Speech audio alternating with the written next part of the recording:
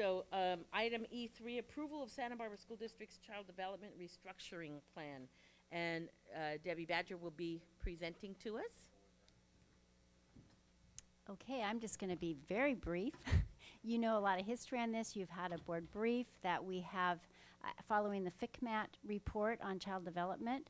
We have since then hired a director of child development and after-school programming, Debbie Badger.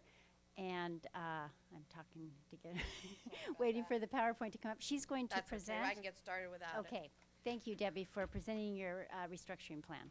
President Cordero, board members, Dr. Sarvis, and also staff, thank you for inviting me here to share the restructuring plan for child development. And this is just child development. This has nothing to do with the ACES program whatsoever.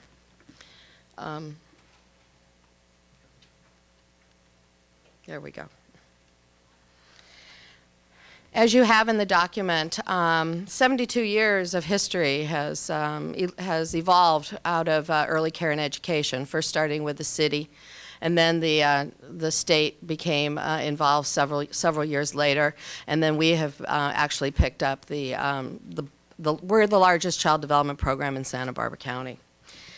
And as you know, a couple of years ago, well, actually it was a year ago, FCMAT was asked to come and make recommendations.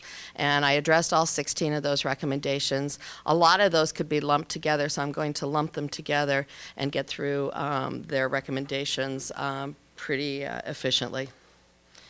What has been completed so far, which addresses two of the recommendations, is the job description for the director has been revised, and I have been hired. So that has been taken care of and has been completed. And they mentioned program staffing in accordance with Title V. We are always in accordance with Title V as well as Title 22. Title 25, or Title V is the regulations put forth by the California Department of Education Child Development Division, but Title 22 we need to meet, which is the Department of Social Services Community Care Licensing regulations. We are part of the restructuring. I actually have had the last 4 months to actually take a look at efficiency and effectiveness in the Child Development Department. And one of my recommendations was to actually eliminate the position of business office coordinator.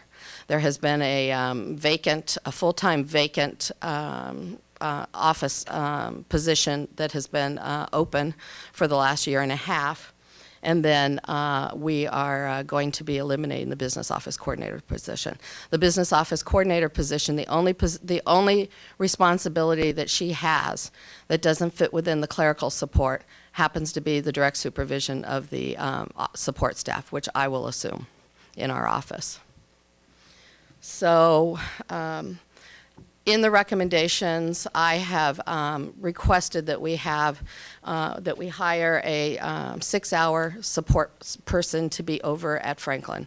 The plan is to have potentially 225 students at that site, and they have absolutely no support at that location. And I'm also recommending that we hire a coordinator 2 position. The recommendation by FCMAT was to hire 3 or 4 site supervisors. Number one, we cannot afford 3 or 4 site supervisors.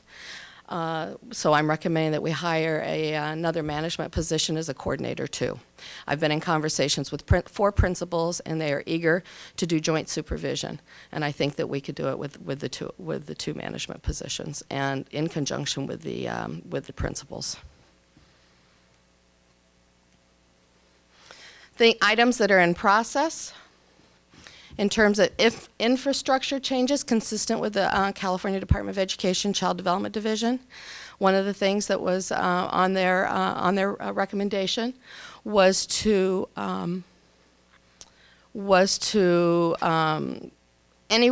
of our publications, all of our job descriptions be within child development terminology.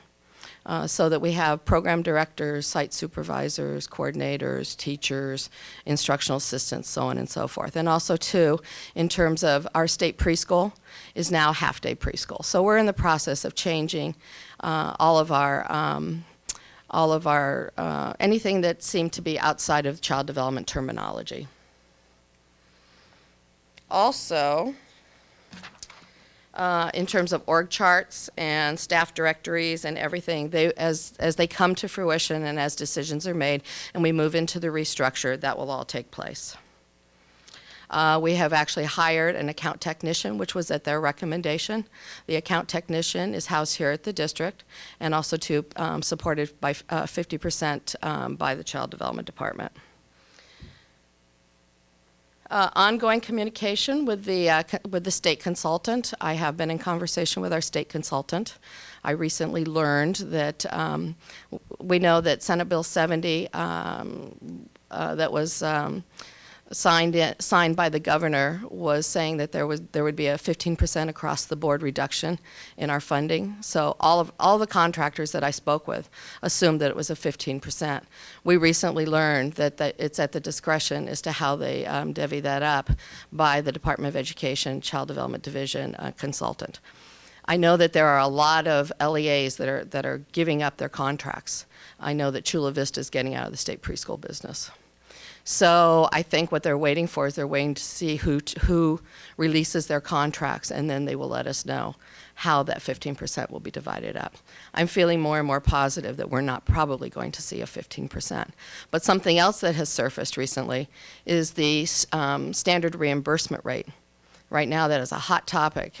There was a hearing this afternoon in Sacramento on a 10% cut on the standard reimbursement rate. So one of my concerns is, you know, a 15% across the board is fairly simple. You serve 15% less children. On a 10% reduction on the standard reimbursement rate says that you serve the same number of children with 10% less money coming in per day per child. And that's going to be a challenge. So we're working with the Department of Education, our child development consultant. Another area that we're addressing is we're looking at research-based curriculum to be aligned with the Common Core standards. Last week, Dr. White and myself went to a transitional kindergarten seminar. And so we'll be working together so that whatever child development chooses, it aligns with transitional kindergarten and right into the elementary schools. So I'll be putting together a core group of people, kindergarten teachers, some preschool teachers, as well as principals to make that determination as to what curriculum we feel is best and aligns with the school day. Proposed reductions without the 15%. And I think that this was relatively painless to a certain extent for most of us. We have the elimination of the business office coordinator with a savings of $67,500. We have a reduction of 12 8-hour instructional assistants to 7 hours a day. And what we'll be doing is I've been looking and monitoring the sites, our full-day children's centers, and we have children's centers that are supposed to be open till 5:30 and all the students are gone at 5. We have children's centers that open as early as 7, and we don't have children coming till almost 7:30.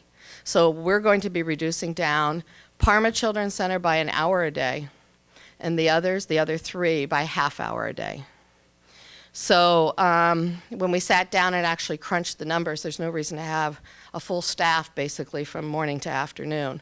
So by reducing the instructional assistants to 7 hours a day, we save $50,000.